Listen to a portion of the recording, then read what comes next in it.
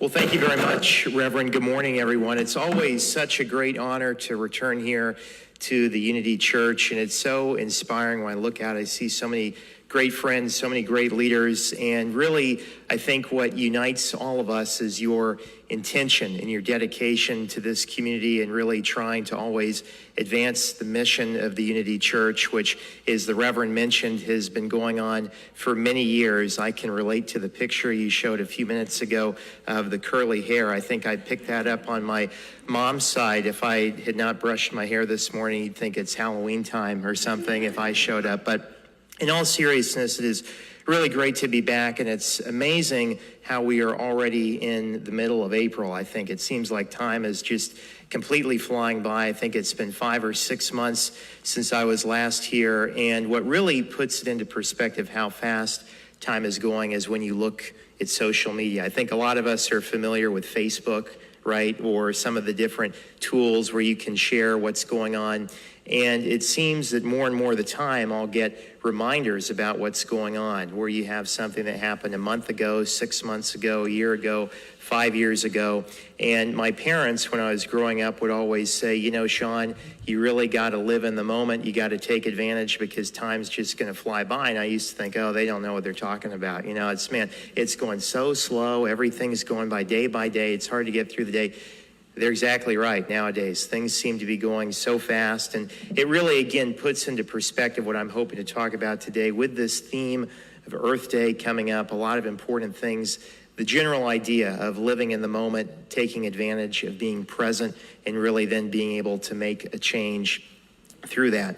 I also find that on social media, one of my New Year's resolutions this year was to only spend 10 to 15 minutes a day on Facebook or Instagram or TikTok and that kind of stuff, because you find a lot of stuff is repetitive, right? You look at cartoons or reels of things, really nothing that is earth-shattering information I can live without. I could probably spend my time better reading a book or listening to other things or reading and learning about new things. But regardless, I find some days I'm doing better than others at trying to keep track of my screen time and spend time on social media.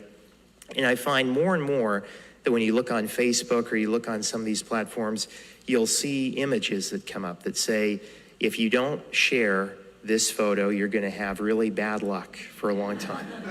If you do share it, you're going to get $1 million, and it's all coming today. And I've wondered lately, I've done a lot of traveling, and I've had more flight delays than usual. I wonder if it's because I didn't share the Facebook post. Maybe it finally did catch up to me. But it really then, for me, has made me think about, regardless of what I believe you share or what you post about with some of those things that are just going to come true at 11:59 tonight, a lot of it comes down to how you are intentional yourself, intentional in what you're doing and intentional in your actions and what you believe in and how you want to make the world a better place, how you want to make Earth better and a more positive place. And that really influences all the luck and all of the success you really need. And so today, I'm excited to talk about a few recent experiences I've had both abroad and here in the U.S., somewhat related to the environment, but also at a broader level, kind of related to what I think are key components of some of the challenges we're facing today, and how it's important to learn from others, learn from other cultures, learn from those around us, and really meet people where they're at to understand what are some of the challenges going on, how can you inspire your fellow community members, your peers, your friends, your classmates, whoever, to really want to make a difference and want to make a change. And that's what I'm hoping we can impart today, again, with this idea that everybody can make a difference, and there is no time like the present to do that. So if we could please go to the first picture. In the last couple weeks, there's been a lot of travel going on. I was fortunate to travel to Manaus, Brazil, in the late month of February and early March, and it was a great experience. So every year there is an organization called the Student Energy Summit that does a lot of work surrounding sustainable energy practices. That is a very, very interesting topic. I am no energy expert, nor am I an expert on the other things I'll speak on. However, I think that it's important to have a full perspective in life. If you're going to talk on something, it's important to know what the subject matter is to some extent and know a little bit about it and familiarity about it versus just a quick Google search or what you might read on Facebook Facebook to try and become a armchair quarterback expert. And with that kind of mindset, I've been fortunate to meet with different people, and this is an example of this. So in Brazil, there is a conference that took place called the Student Energy Summit, and essentially brought together a lot of different stakeholders from all over the world to talk about some of the practices that are happening surrounding renewable energy. Now, this is a very fascinating subject. Again, I'm not an energy expert, but you think about all of the electricity that we are using today here in the US and around the world. The electricity is what allows you to hear all of my poor dad jokes today. It also is what allows us to be able to communicate and be interconnected, to see pictures. And I think that it's a very important thing. At the same time, there are a lot of challenges maybe in countries that are not as developed as to how they can get energy access, right? You think about solar panels, you think about windmills, you think about renewable energy. These are all important things that are key to advancing society, advancing Earth, that are important, but I think at the same time, you have to be cognizant of the environmental impact, right? Being cognizant of what's going on in the environment so you don't have a lot of greenhouse gas emissions, a lot of pollution and waste through power plants and things like that is critical. And so it was great to be at this conference to kind of learn about that and learn about some of the collaborative actions that are happening. And I think there's a lot of work happening there. In Florida alone, we're familiar with all of the solar panel commercials. I'm sure mailings you get all the time where you can get a great deal on solar panels. But I think a lot of work is advancing there that will be exciting to see. Separately, while I was in Brazil, I thought, this is a great opportunity. I was in Manaus, Brazil. This is a great opportunity to actually see what it's like to be in a totally different culture, totally different environment that really prides themselves on taking care of the environment and being environmental stewards, which, as you all know, is a very important thing. And I think when it's most successful, it comes through when everyone is ingrained different practices and the importance of environmental protection within their culture, within their day-to-day life, where it, again, is not some major burden on everyone, but it's little things, little steps, little investments that everyone can take in different ways. And so I was fortunate to visit here the floating waters, the splitting of the rivers, they call it here in Manaus, Brazil. I'm no science expert. I should have paid more attention in my high school science class. I could probably describe this better, but essentially, these are two different rivers that meet in Manaus, Brazil, that are of different complexities. The water quality is slightly different, and there are some interesting things swimming in there, like some piranha fish and everything. You don't want to go for a swim. That's you want to look at it from the boat, I think was what they told me. But essentially, you're able to see here a really, really great example of environmental and water quality protection. Despite the fact that maybe this isn't something you're going to swim in, this is water resources that are key to supporting things like the Amazon rainforest, which flows through these rivers, key to some of the very important water alliances and reliance that takes place through various communities within Brazil and really South America in general. And so I think that this is a really, really key area. And again, you can see this kind of stuff on TikTok or Instagram and look on Google, but being there, being present, learning from others about some of their best practices and what's happening is really, really important and key. And so if we could go to the next picture, the next part of this experience of going to Brazil was the opportunity to actually go into the Amazon rainforest and see what the Amazon rainforest looked like. A very unique experience.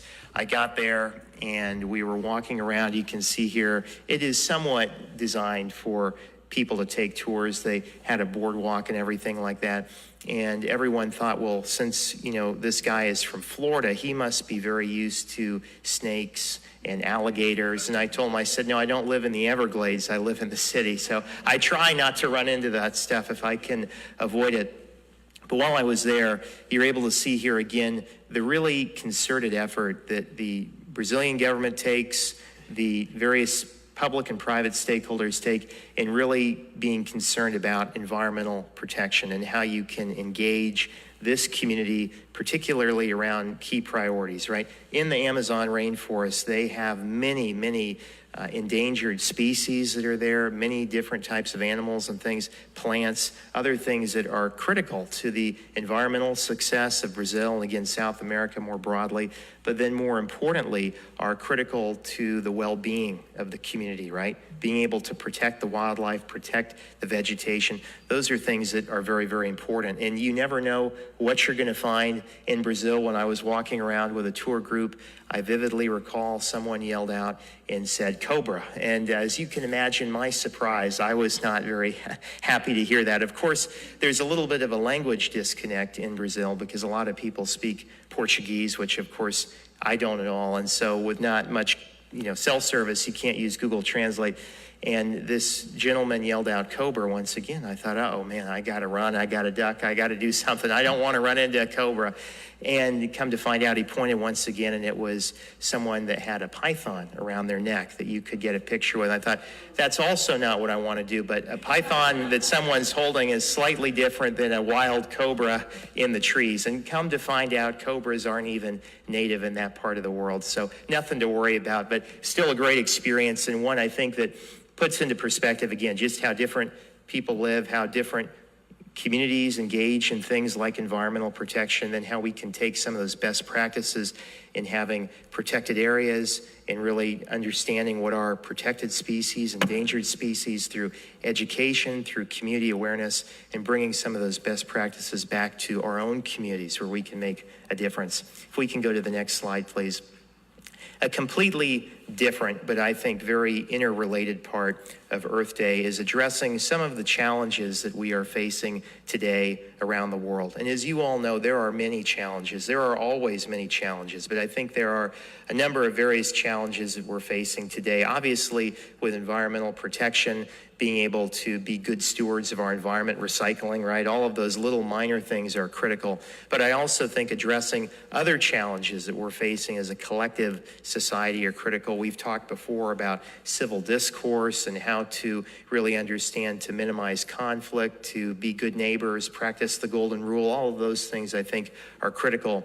But another challenge that we are facing today, which I think is huge, is surrounding mental health. Mental health is a major challenge as we approach Earth Day. And some might say, oh, well, that might not be interrelated to Earth Day. But when you think about the United Nations Sustainable Development Goals, which have provided a framework for years of various achievements and goals that we want to achieve relating to things, again, like the environment, like creating a better society, like mental health, like better jobs, like a more equal society, that really then falls in line with this idea of mental health awareness and practice. And a couple of years ago, I was the guy that thought mental health was not a real big deal. It was just a bad mindset. You had to snap out of it someday and maybe have a good ice cream or whatever, and then you'd be back on your way. But throughout the years, I've learned, especially during my time at the University of South Florida, that there is so much more to mental health awareness and how we can all collectively make an impact. And so for the last year, I have been fortunate to work with an organization called No Social Media November, which essentially has a very simple goal of being able to encourage individuals to limit or take a break from their time on social media. Everybody enjoys, as you know, social media as a form of interconnectedness. That's how we're able to be with all of our friends via live stream today. However, it can also create different challenges, right? There can be a lot of misinformation on social media that we see today. There can also be a lot of comparisons that happen. There can also be a lot of negativity that people share on social media. And so when you can find a time, as young people tell me, to go outside and touch grass physically and go for a walk or do something, read a book, and maybe spend less time on your phone, that's an important way to do it. And so I was fortunate a little over a month ago to be in Omaha, Nebraska, as you can imagine, a little colder than here in Florida, to meet with different young leaders, students and parents alike, to talk about the importance of social media and mental health more broadly as an important tool to be aware of and how people can make an impact in this kind of work. And so somehow I got featured on the local Omaha, Nebraska news, so I will take autographs at the end if you want. But it was a great experience, and I think one, again, that puts into perspective how this matters. And if we could go to the next slide, please. Something that I think is also important, very important, on Earth Day and to be cognizant of year-round is the importance of partnerships. You have to recognize, I think, that anyone that has ever done something in some kind of position, in some kind of role, you never can get that far alone.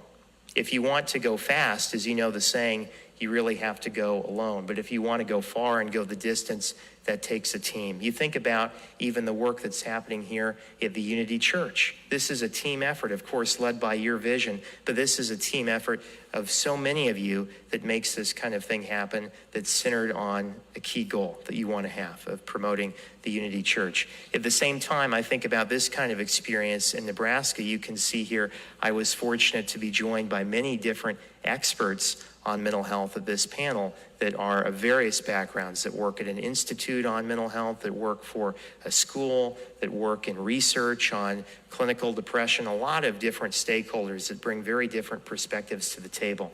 And I think more broadly, it puts again into perspective the importance of partnership and the importance of the idea that it takes everyone collectively working together in order to make a difference. And regardless of what you do, regardless of what it is you want to focus on, it takes a partnership, and it takes acknowledging and recognizing different perspectives to work collectively to make a difference. And I think that same mindset can be applied towards environmental challenges, creating a better society through work opportunities, through helping elevate young people through mentorship. Whatever that looks like really takes a key partnership of like-minded individuals to be successful in the long run.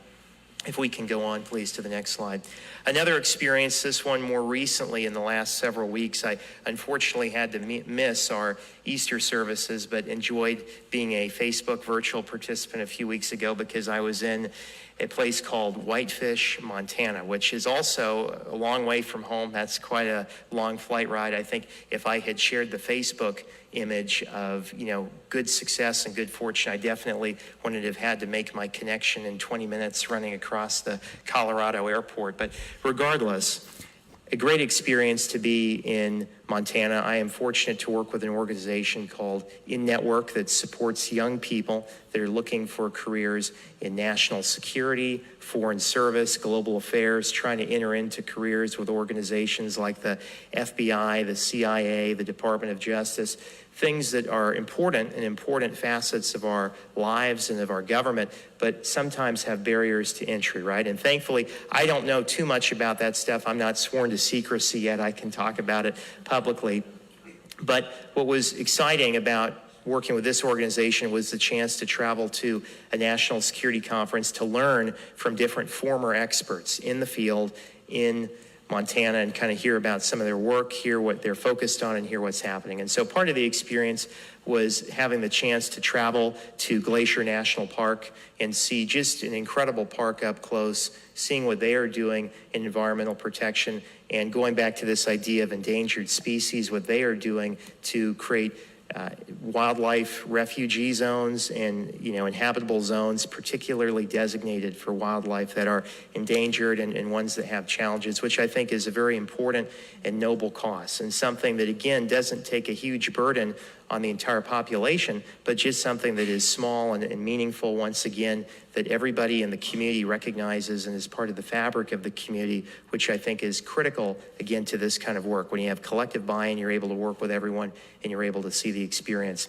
If we could go to the next slide, please. As part of the experience, it was also great to see more of what the Montana community is like. And I am a personal believer in the fact that, like we mentioned earlier, being able to understand what different communities are going through, being able to understand different perspectives, really requires meeting people where they're at. It always requires meeting people where they're at on Earth Day and all year round, if you really want to understand where someone is coming from and what they're engaging with. And so as part of the experience here, you can see I'm standing behind a lake. It is very interesting that Montana, as you can imagine, like Nebraska, is pretty cold year-round, especially this time of the year compared to where we're at in Florida. I had to dust off some of my jackets to travel there.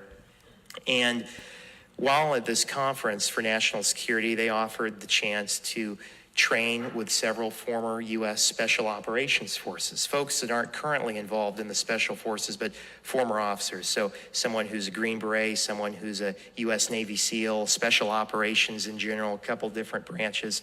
And they said, if you do 2 days of physical therapy with us in the morning, you'll get a cool certificate. And I thought, man, How cool would that be, right? To get a certificate, I can put it on LinkedIn, I can put it on Facebook, I can share it with everybody.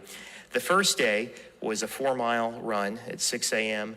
to go and run in the snow and run in the rain. And I'm not much of a runner. I have a New Year's resolution. I try and stay in shape, but I'm not much of a runner, as my dad can attest. However, I somehow got up on time, had a cup of coffee, did the 4-mile run. And I thought, if I did the run, the next activity the next day can't be that hard. And so the second day activity was a 1/2-mile swim in this lake here to swim in Montana. The only challenge in doing that is I quickly learned is that it's slightly below freezing water temperature. So, real warm, 28 degrees, I think is what you're getting into. And I had really tried. I thought, if I did the run, I got up, I got to see this through. And I tried to think about it positively. I thought, I don't have a wetsuit on me, but how bad can this be? Because I used to swim when I was growing up. I was never a real competitive swimmer, but I was pretty good. The freestyle, the breaststroke, all that stuff. How bad can this be? I got in that water, and the Navy SEAL guy, he said, Sean, in 30 seconds, you better move, because you're going to realize you've lost all function in your arms and your feet and your legs. And I thought, now this guy's just a little dramatic. How bad can this be? He was right. 30 seconds in, you get in there. I thought, man, what happened to my legs, my arms? I can't feel anything. I thought, maybe I can just take a second. I can warm up. If I'm in the water for a second without moving, I can warm up. And I looked down, and it was only 20 feet that separated me and the bottom of this lake that I had now gotten into. And so I did a quick prayer, and somehow I cashed in one of my favors and was able to make it back onto the land.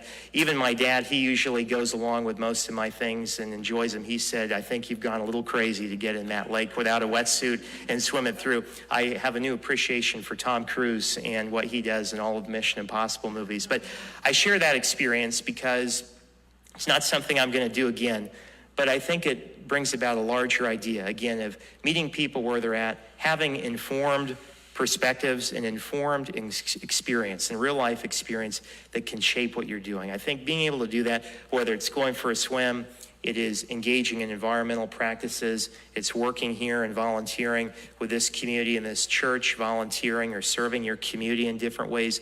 Again, it is so easy nowadays with the information we have access to say, oh, I'm an expert on everything, I know everything.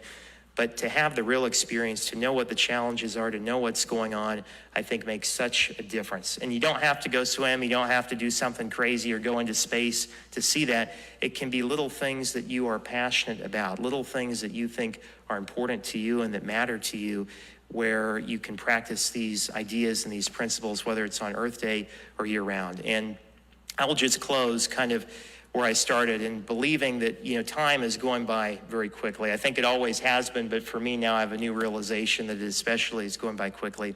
And you never know what tomorrow is going to bring. As you know the saying, God laughs at the best made plans, which we find is more and more true.